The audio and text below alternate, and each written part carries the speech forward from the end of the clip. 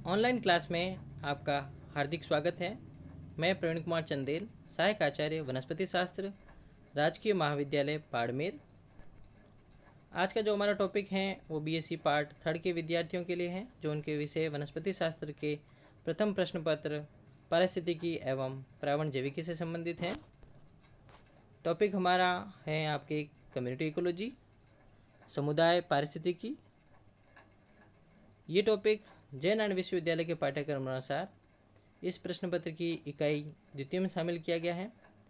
पिछली online class में हमने कम्युनिटी इकोलॉजी के अंदर उसकी परिभाषा और उसके विभिन्न लक्षणों की बात की, जिसमें हमने एनालिटिक कैरेक्टर्स के अंदर, विश्लेषणात्मक लक्षणों के अंदर क्वांटिटेटिव कैरेक्टर्स और क्वालिटेटिव कैरेक्टर्स की बात की थी। तो जिसमें हमने बात की आपके क्वालिटेटिव कैरेक्टर्स, गुणात्मक लक्षणों की। आज के ऑनलाइन लेक्चर में हम बात करेंगे क्वांटिटेटिव कैरेक्टर्स, परिमाणात्मक और या हम कहें मात्रात्मक लक्षणों, और उसके साथ में ही सिंथेटिक कैरेक्टर्स या संश्लेषित लक्षणों की।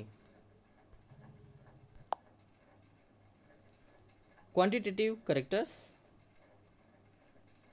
परिमाणात्मक या मात्रात्मक लक्षण, they are expressed in quantitative terms. ये मात्रात्मक शब्दों के द्वारा प्रदर्शित किए जाते हैं। दे आर मेजर्ड, और इनको हम माप सकते हैं। The major quantitative characters include frequency, density, abundance, cover and basal area. जो हम मुख्य मात्रात्मक लक्षणों की बात कर रहे हैं उसमें शामिल कर सकते हैं हम आवर्ती को, घनत्व को, बाहुल्यता को, कवर एंड बेसल एरिया, आवरण और हम आधारित क्षेत्र को इसमें शामिल कर सकते हैं क्वांटिटेटिव कैरेक्टर्स के अंदर। सबसे पहले हम बात करें फ्रीक्वेंसी, आवर्ती। This is based on percentage of sample units in which a species is present, indicating it's dispersion in nature. तो हम आवर्ती किसको कहते हैं? तो हम ये देख सकते हैं कि जो हमारे पास जो अध्ययन की इकाई हैं या सैंपल यूनिट्स हैं, उनके अंदर हम ये देख सकते हैं कि परसेंटेज के रूप में अगर कोई जाति पाई जाती है तो हम कह सकते हैं कि वो उसकी फ्रीक्वेंसी है। जो फ्रीक्वेंसी है या आवर्ती है उसको हम डिस्पर्सन या बिखराव भी देख सकते हैं। डिस्पर्सन इन नेचर, प्रकृति में उसका किसी जाति का बिखराव कैसा है, उसको हम फ्रीक्वेंसी या आवर्ती के द्वारा दर्शा सकते हैं।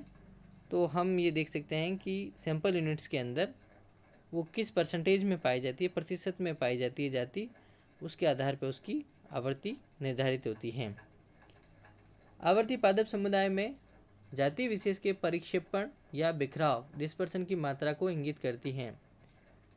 किसी समुदाय में एक जाति के पौधों का समान या असमान वितरण का सूचक आवर्ती ही है, कि वो इवनली डिस्ट्रीब्यूटेड है या अनइवनली, ये हम उसकी फ्रीक्वेंसी के आधार पे बता सकते हैं। अगर वो 100% है फ्रीक्वेंसी, इसका मतलब वो सभी जगह पाई जाती है। वितरण में भिन्नता पर्यावरणीय, भौतिक या जैविक कारकों के कारण हो सकती है। तो हम फ्रीक्वेंसी निकालें। Frequency of each species is calculated as follow. Frequency percentage equal to number of sampling unit in which that species occurred upon total number of sampling units studies into 100। तो जैसे अगर हम बात करें कि अगर हम सैंपल यूनिट के रूप में क्वाड्रेट लें, क्वाड्रेट आप देख सकते हैं कि एक ऐसा एरिया होता है और जिसको हम प्लांट डिस्ट्रीब्यूशन में, या हम कहें कि फाइटोसोशियोलॉजिकल स्टडी, पादप समुदाय अध्ययन के अंदर हम उपयोग में लाते हैं। तो क्वाड्रेट की अगर हम बात करें तो क्वाड्रेट के आधार पर हम देख सकते हैं, या हम कहें सैम्पलिंग यूनिट हम क्वाड्रेट ले लें, तो हम ये कह सकते हैं कि frequency equal to number of quadrat in which species occurred upon total number of quadrat studied. तो अगर हमने क्वाड्रेट मेथड लिया है अध्ययन के लिए, फाइटोसोशियोलॉजिकल या पादप समुदाय अध्ययन के लिए, तो हम ये देखें कि हमने टोटल कितने क्वाड्रेट लिए हैं, और उन कोऑर्डिनेट में से कितने कोऑर्डिनेट के अंदर वो जाति पाई जाती है। इसके आधार पर हम कह सकते हैं कि उस जाति की आवर्ती कितनी होगी, इसको हम परसेंटेज में ले सकते हैं। तो इस प्रकार से आवर्ती की कैलकुलेशन या गणना की जा सकती है। Ronquier 1934 gave 5 frequency classes on the basis of frequency. These are as follow. तो Ronquier ने 1934 के अंदर 5 आवर्ती वर्ग बनाए जो आवर्ती के आधार पे थे, जिसको हम देख सकते हैं फ्रीक्वेंसी क्लास ए या हम कहें श्रेणी ए, जिसमें फ्रीक्वेंसी परसेंटेज हम देख सकते हैं कि 0 से 20% की जो आवर्ती दिखाते हैं वे पादप जातियाँ ए फ्रीक्वेंसी क्लास में क्लासिफाइड होगी या वर्गीकृत होगी। इसी तरीके से अगर बी फ्रीक्वेंसी क्लास की बात करें तो 21 से 40% जो आवर्ती दिखाएगी उसको हम बी क्लास के अंदर शामिल करेंगे। इसी तरीके से सी के अंदर हम 41 से 60, डी के अंदर 61 से 80 और ई के अंदर 81 से 100%। ये परसेंटेज में है। तो 81 से 100% जो स्पीसीज या प्लांट स्पीसीज फ्रीक्वेंसी दिखाती है उसको हम फ्रीक्वेंसी क्लास ई के अंदर शामिल करते हैं। Ronquier gave frequency rule which is presented by this formula. Ronquier ने एक आवर्ती का नियम दिया जिसको हम इस सूत्र के द्वारा दिखा सकते हैं। जो ए फ्रीक्वेंसी क्लास हैं वो हमेशा बी से ज़्यादा रहेगी, A is greater than B, और जो बी फ्रीक्वेंसी क्लास है वो हमेशा सी से अधिक रहेगी, बी इज़ ग्रेटर देन सी। इसका मतलब ये हो गया कि सी जो फ्रीक्वेंसी क्लास है उससे हमेशा बी फ्रीक्वेंसी क्लास अधिक होगी और बी फ्रीक्वेंसी क्लास से ए फ्रीक्वेंसी क्लास हमेशा अधिक होगी। मतलब कम आवर्ती वाले या कम बिखराव वाले जो पादप हैं वो आपको अधिक मात्रा में मिलेंगी। फिर हम देख सकते हैं C is equal to and lesser to और ग्रेटर टू डी। तो जो सी हैं फ्रीक्वेंसी क्लास वो डी के बराबर हो सकती है, डी से अधिक हो सकती हैं या डी से कम हो सकती हैं। तो सी और डी के बीच में ये रिलेशन दिया गया। और जब ई की बात आई तो D is always lesser than E, D हमेशा ई से कम होगा, ये देखा गया है इस फॉर्मूले के अंदर। तो ये फॉर्मूला आपका फ्रीक्वेंसी डायग्राम भी बनाया जा सकता है इसके आधार पे। तो ये फ्रीक्वेंसी रूल है जो Ronquier के द्वारा दिया गया।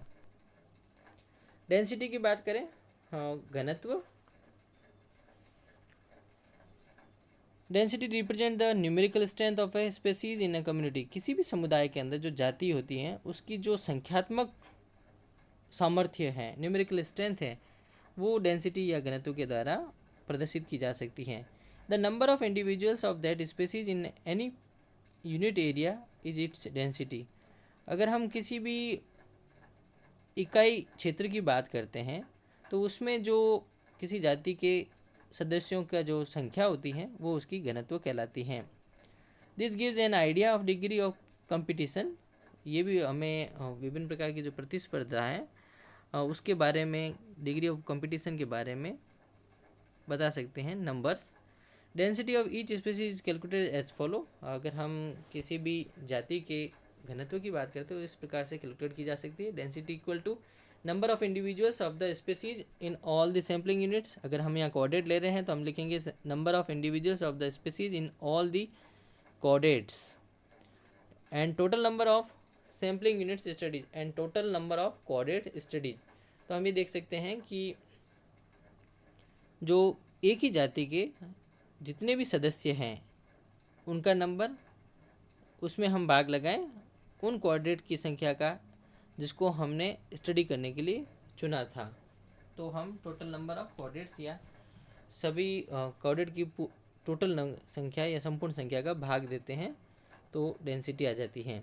The value expressed as number of individuals per unit area. तो इसको हम रिप्रेजेंट कर सकते हैं आपके कि इकाई क्षेत्र में जो इंडिविजुअल्स या सदस्यों की संख्या है उसके द्वारा हम डेंसिटी को या घनत्व को प्रदर्शित कर सकते हैं। तीसरा टर्म है हमारा बाहुल्य, अबंडेंस, जिसको हमने क्वालिटेटिव या गुणात्मक लक्षणों के अंदर भी अध्ययन किया था। This is the number of individual of any species पर सैम्पलिंग यूनिट ऑफ ऑकरेंस।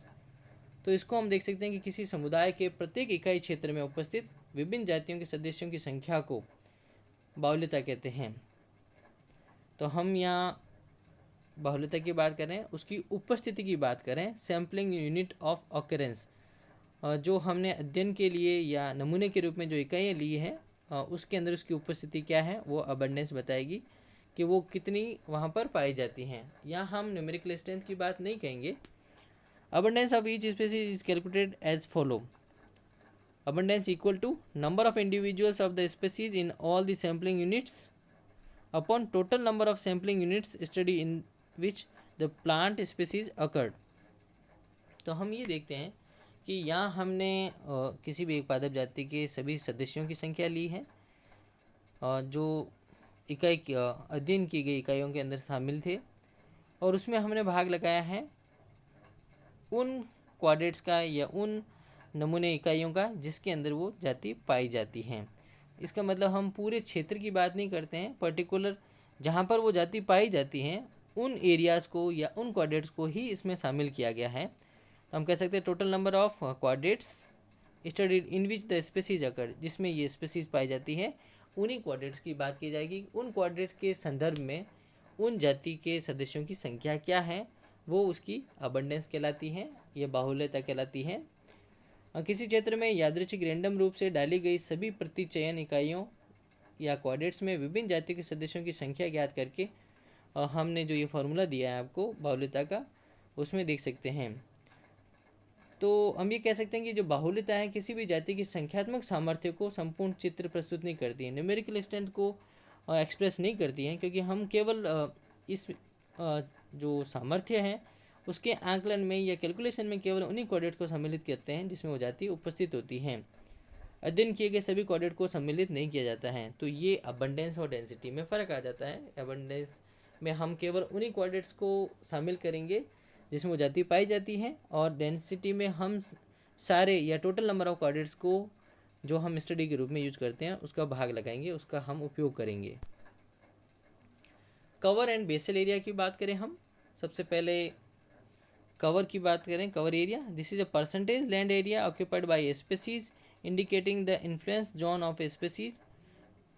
तो हम ये देख सकते हैं कि एक भूमि के क्षेत्र की जो प्रतिशतता है जिसको एक जाति ऑक्यूपाई या हम कहें कि उसको ढके हुए रहती है, indicating the influence zone of a species. तो हम कह सकते हैं कि उस जाति का वो क्या है, प्रभावी क्षेत्र है जिसके अंदर वो जाति पाई जाती हों। तो एक भूमि का वो क्षेत्र है जिसमें वो जाति पाई जाती हैं, और ये उस जाति का इन्फ्लुएंस जोन या प्रभावी क्षेत्र कहलाएगा। It signifies primarily the area of the ground occupied by the above ground part of the plants such as leaves, stems and inflorescence as viewed from the above। तो हम ये देख सकते हैं कि प्राथमिक रूप से कि कौन सा एरिया है जिसको एक जाति ऑक्यूपाइड कर रहे हैं या उसको वहाँ पर घेरे हुए हैं। तो हम कह सकते हैं कि अबव ग्राउंड पार्ट्स हैं, या हम ज़मीन के ऊपर वाले पादप भागों की बात करें जिसमें पत्तियां हैं, तना है और पुष्पक्रम है, जो हमें ऊपर से देखने को भी दिखाई देते हैं, और ये कवर एरिया का फॉर्मेशन करते हैं। तो हम देख सकते हैं कि कवर एरिया पौधे द्वारा घेरे गए क्षेत्र को आवरण कहते हैं। हम यहाँ देख सकते हैं कि यह क्षेत्र पर्णिल आवरण हर्बेज कवर हो सकता है, और आधार क्षेत्र का आवरण बेसल एरिया कवर हो सकता है। तो दो प्रकार से कवर हो सकते हैं, एक है आपका हर्बेज कवर और दूसरा है आपका बेसल एरिया कवर। जब हम पर्णिल आवरण या हर्बेज कवर की बात करेंगे तो पादप के वायु भागों द्वारा घेरा हुआ भूमि का क्षेत्र क्या होगा। तो पादप के जो वायु भाग हैं उससे अगर हम उसकी शैडो या हम कहें कि एक डायग्राम कट करें ज़मीन के ऊपर, तो वो उसका कवर एरिया कहलाएगा। पर्णिल आवरण पर्णिल उपलब्धता का एक अच्छा मापन है। इसका आंकलन चार्ट, क्वाड्रेट या पॉइंट फ्रेम द्वारा किया जा सकता है। और दूसरा जो टर्म हम ले रहे हैं वो है आपका basal area. It refers to the ground actually penetrated by the stem and is a readily seen when the leaves and stems are clipped at the ground surface. It is one of the chief characteristic to determine dominance, it is measured either at 2.5 centimeter above ground or actually on the ground level. तो ये जो हमने आधारी क्षेत्र की बात की है, तो आधारी क्षेत्र से हमारा जो अभिप्राय होता है वो है कि जो तने द्वारा वेदित या प्रवेश किए गए भूमि क्षेत्र से हैं, तने के द्वारा भूमि का कितना भाग पेनिट्रेट हो रहा है या हम कहें कि वेदित हो रहा है, प्रवेश हो रहा है, एंटर्ड हो रहा है, वो भाग उसका बेसल एरिया कहलाएगा। तो दो प्रकार के हमारे पास, एक तो वह कवर जिसको हम कह सकते हैं कि पादप के वायवीय भागों के द्वारा जो एरिया ज़मीन के ऊपर घेरा जा सकता है, और दूसरा जो पादप हैं उसके तने के द्वारा जो भूमि का जो एरिया है या पेनिट्रेट करने वाला एरिया है उस क्षेत्र से हैं। तो एक कवर एरिया है जो एरियल पार्ट से हैं और एक बेसल एरिया है जो स्टेम पार्ट से हैं। और हम ये देखें कि जो डोमिनेंस है या प्रभाविता की बात करें तो उसके लिए एक महत्वपूर्ण करैक्टर या लक्षण है आपका बेसल एरिया। इसके अलावा जब इसको हम मेजर करते हैं तो जो भूमि की सतह है उससे 2.5 सेंटीमीटर ऊपर की तरफ से इसको गणना की जाती है या मेजरमेंट किया जाता है। तो ये कवर एरिया और बेसल एरिया की बात हुई। तो ये हमारे एनालिटिक कैरेक्टर्स थे विश्लेषणात्मक, जिसमें हमने क्वालिटेटिव गुणात्मक एवं क्वांटिटेटिव मात्रात्मक लक्षणों की बात की। दूसरे प्रकार के जो लक्षण आते हैं वो हैं सिंथेटिक कैरेक्टर्स या संश्लेषित लक्षण। These are determined after computing the data of the quantitative and qualitative characters of the community. तो हम ये देखें कि जो संश्लेषणात्मक जो लक्षण हैं, तो हम ये कह सकते हैं कि किसी समुदाय के परिमाणात्मक एवं गुणात्मक लक्षणों का संगठन या हम कंप्यूटिंग कर दें, उनके निष्कर्षों के आधार पे जो लक्षण आते हैं वो लक्षण आपके सिंथेटिक कैरेक्टर या संश्लेषित लक्षण कहलाते हैं। For comparing the vegetation of different areas, community comparison needs the calculation of their synthetic characters. अगर हम विभिन्न क्षेत्रों की जो वनस्पति हैं उसका कंपैरिजन करना चाहते हैं, उनकी तुलना करना चाहते हैं, तो हमें समुदाय कंपैरिजन की आवश्यकता पड़ेगी और कम्युनिटी कंपैरिजन नीड्स, और उसके लिए हमें चाहिए सिंथेटिक कैरेक्टर या संश्लेषणात्मक जो लक्षण हैं उसकी आवश्यकता पड़ेगी। The major synthetic characters includes presence and constance, fidelity and dominance. तो हम कहेंगे उपस्थिति एंड स्थिरता, इसके अलावा आपके वासनिष्ठता या संलग्नता, फिडेलिटी एंड डोमिनेंस, प्रधानता की बात करें तो ये 3 ऐसे कैरेक्टर्स हैं हमारे पास जो सिंथेटिक कैरेक्टर्स हैं। सबसे पहले बात आती है presence and Constance. It expresses the extent of occurrence of the individual of a particular species in the community. किसी समुदाय के अंदर किसी पर्टिकुलर या विशेष जाति के सदस्यों का उपस्थिति की जो सीमा है उसको हम प्रेजेंस के द्वारा या उपस्थिति के द्वारा प्रदर्शित कर सकते हैं, एक्सप्रेस कर सकते हैं। Following groups are made on the basis of frequency percentage. तो फ्रीक्वेंसी परसेंटेज के आधार पे विभिन्न प्रकार के जो ग्रुप बनाए गए हैं उसकी हम बात कर सकते हैं। तो सबसे पहले आपका आता है ग्रुप रेयर, जिसको हम 0 से 20% फ्रीक्वेंसी देखते हैं, तो हम कह सकते हैं कि वो दुर्लभ है, जिसमें भी 0 से 20% फ्रीक्वेंसी आपको प्लांट स्पीसीज़ की मिले। ओकेजनल विरल कह सकते हैं, जिसमें 21 से 40% फ्रीक्वेंसी दिखाई देती है प्लांट स्पीसीज़ में। ऑफन प्रेजेंट प्राय उपस्थित 41 से 60% फ्रीक्वेंसी वाली क्लास। मोस्टली प्रेजेंट अधिकांशतः उपस्थित 61 से 80% की जो आवर्ती वाली क्लास है, आवर्ती वर्ग है, उससे संबंधित है। कॉन्स्टेंटली प्रेजेंट सदैव उपस्थित 81 से 100% आवर्ती वर्ग वाली जो पादप जाति है उसको हम कांस्टेंट प्रेजेंट कहेंगे या 81 से 100% में शामिल करेंगे। तो ये आपके प्रेजेंस या उपस्थिति तथा कॉन्स्टेंस स्थिरता की बात हुई। सेकेंड कैरेक्टर आता है फिडेलिटी, जिसको हम वासनिष्ठता या संलग्नता कहते हैं। This is the degree with which a species is restricted in distribution to one kind of community. तो हम ये देख सकते हैं कि किसी जाति के वितरण की वह सीमा या मात्रा जिसमें वह जाति अपने वितरण में एक ही समुदाय तक सीमित होती है तो हमने देखा कि एक ही प्रकार के समुदाय में किसी जाति के वितरण की यह सीमा है जिसमें वो जाति अपने आप को सीमित रखती है। Such species are sometimes known as indicator. कई बार हम इसको प्लांट इंडिकेटर्स या हम इंडिकेटर्स के रूप में सूचक के रूप में भी यूज कर सकते हैं स्पीसीज जातियों को, कि उस पर्टिकुलर क्षेत्र के अंदर या हम कहेंगे कम्युनिटी के अंदर वो जाति पाई जाती है, वो इंडिकेटर हैं। Following categories are made on the basis of fidelity. और विभिन्न प्रकार की जो श्रेणियाँ बनाई गई हैं उसकी हम बात कर लें तो F1 फिडेलिटी 1 स्ट्रेंजर, अजनबी या हम कहें संयोगवश पाई जाने वाली जातियों को हम F1 में शामिल करते हैं।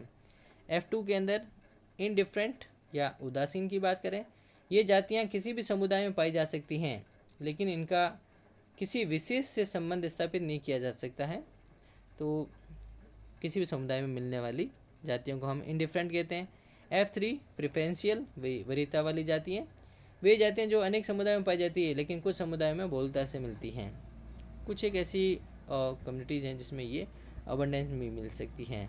F4 सेलेक्टिव, वर्णात्मक जातियाँ, जो जातियाँ कुछ विशेष समुदाय में ही पाई जाती हैं लेकिन कभी कभी अन्य समुदाय में मिल सकती हैं। तो यहाँ हम ये देख सकते हैं सेलेक्टिवली ज़्यादा कुछ एक ऐसे समुदाय जिसमें ये सबसे ज़्यादा मिलेगी, बाकी में कभी कभार मिल सकती हैं। F5 एक्सक्लूसिव, विशिष्ट, ये केवल विशेष समुदाय में ही पाई जाती हैं।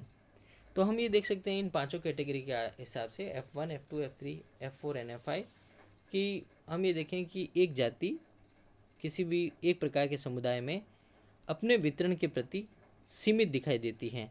और जब हम एक्सक्लूसिव की या विशिष्ट की बात करते हैं तो ये वो हैं जातियाँ जो केवल विशेष समुदाय में पाई जाती हैं, दूसरे किसी समुदाय में नहीं पाई जाती हैं। तो इस प्रकार से हम वितरण के हिसाब से, ये वितरण के अनुसार हम एक जाति की डिस्ट्रीब्यूशन की सीमित या हम लिमिटेशन, ये सीमा को देख सकते हैं फिडेलिटी के हिसाब से। डोमिनेंस की बात करें, प्रधानता, it is expressed in synthetic form. हम ये कह सकते हैं कि हम इसको संश्लेषणात्मक रूप में दिखा सकते हैं। On the basis of density, frequency and dominance, cover values, there has been proposed idea of importance value index IVI of a species in the community given the idea of its relative importance. For calculation of IVI, values of relative density, relative frequency and relative dominance cover basis are required. तो हम प्रधानता की बात कर रहे हैं और हमने जैसे बात करें कि परिमाणात्मक लक्षणों में भी इसको हम शामिल कर सकते हैं, लेकिन इसका जो अधिकांश मुख्य जो उद्देश्य हैं वो सिंथेटिक कैरेक्टर्स के अंदर हैं और उसको हम संश्लेषणात्मक रूप में प्रदर्शित भी कर सकते हैं। अगर हम घनत्व, आवर्ती एवं जो कवर हैं, आवरण हैं, उसके आधार पे या उनकी मूल्यों को, उनकी वैल्यूज़ को इंक्लूड करें तो हम एक इम्पोर्टेंट वैल्यू इंडेक्स, महत्वशील मान घातांक IVI की कैलकुलेशन कर सकते हैं, उसका आइडिया ले सकते हैं। और हम ये देखें कि किसी भी जाति समुदाय में जो जाति हैं उसकी जो IVI हैं उसकी सापेक्षिक महत्वता को प्रदर्शित करता है। और अगर हमें IVI की कैलकुलेशन करनी है तो हमें चाहिए रिलेटिव डेंसिटी, आपेक्षिक आवर्ती,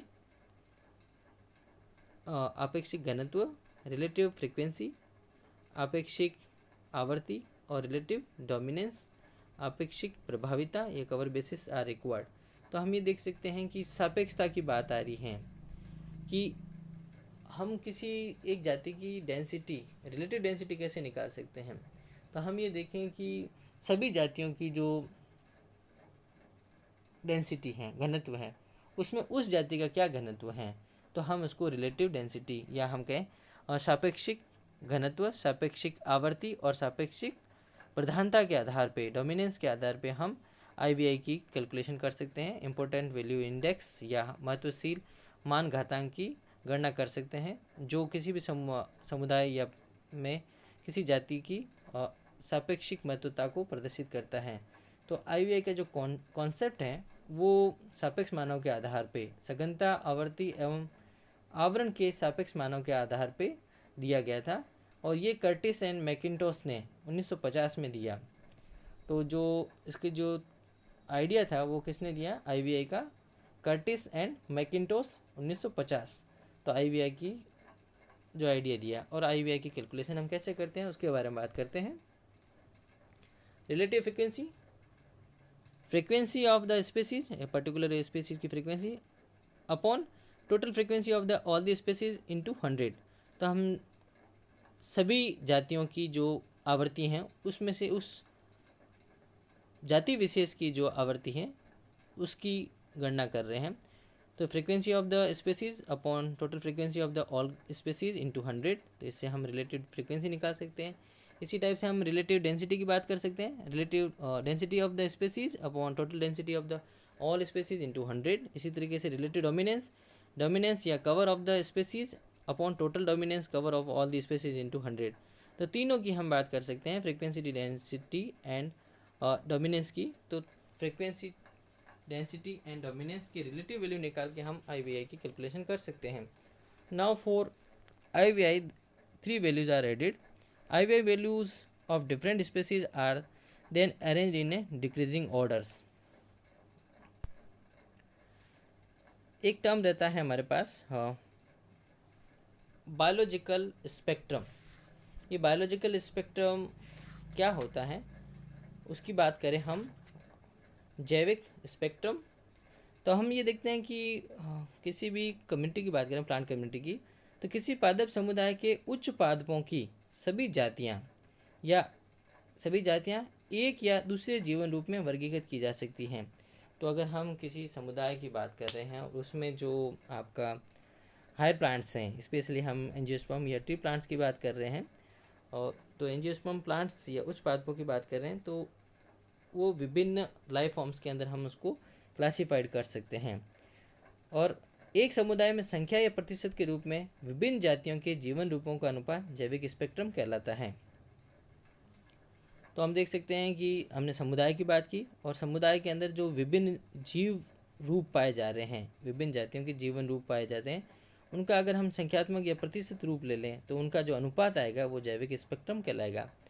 तो biological spectrum represent the percentage of the total species in the community, distribution of species among the various 5 year life forms की बात करें। दस through calculation of percentage value of each life forms biological spectrum of the area is obtained. तो हमने ये बात देख ली कि एक समुदाय के अंदर जो विभिन्न जातियाँ पाई जाती हैं उनके विभिन्न जीवन रूप पाए जाते हैं।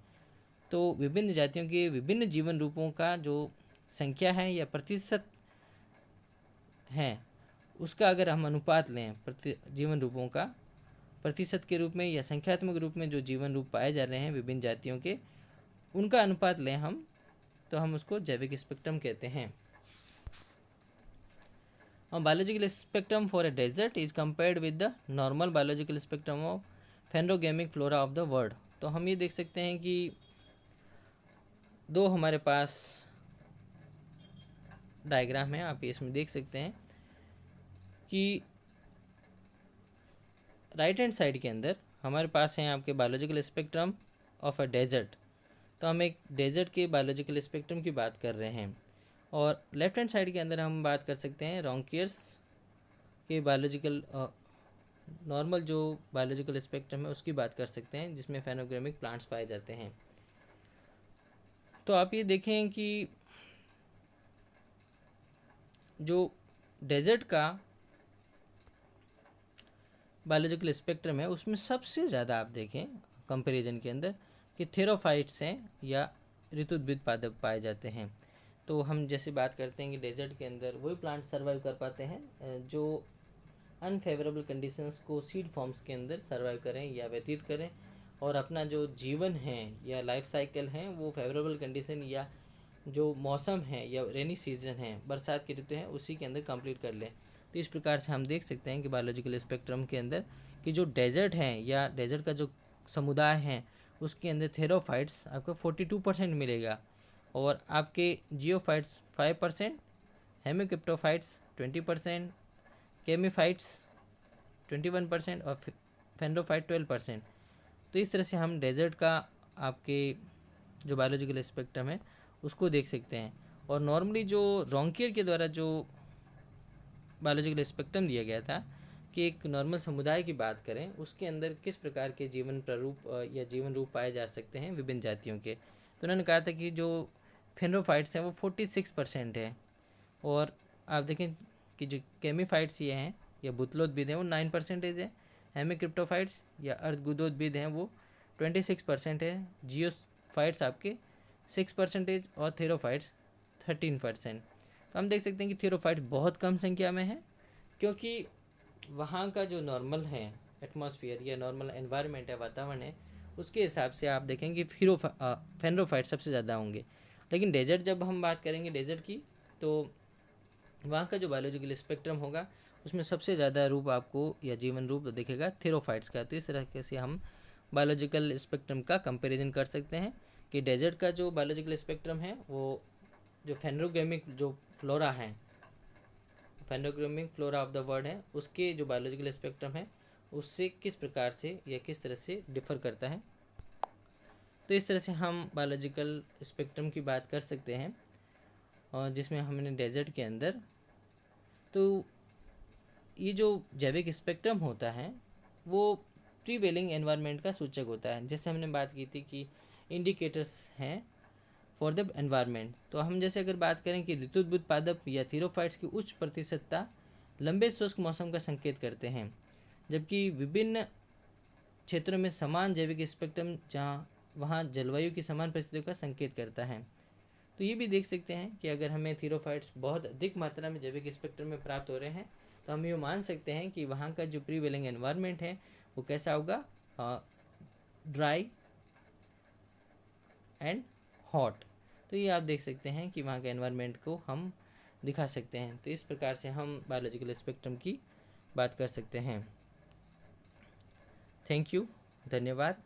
तो ये आपके कम्युनिटी इकोलॉजी के अंदर आपका जो नेक्स्ट पार्ट था और उसके बारे में हमने बात की, जिसके अंदर हमने क्वांटिटेटिव कैरेक्टर्स की बात की, परिमाणात्मक लक्षणों की, जिसके द्वारा हम किसी भी समुदाय के अंदर पादप सामाजिक अध्ययन कर सकते हैं सैंपल यूनिट के रूप में। जैसे क्वाड्रेट भी ले सकते हैं हम, और ट्रांसेक्ट विधि ले सकते हैं हम, line transect Vidhi and pointless method, point method या प्लॉटलेस मेथड की बात भी कर सकते हैं, बिंदु विधि।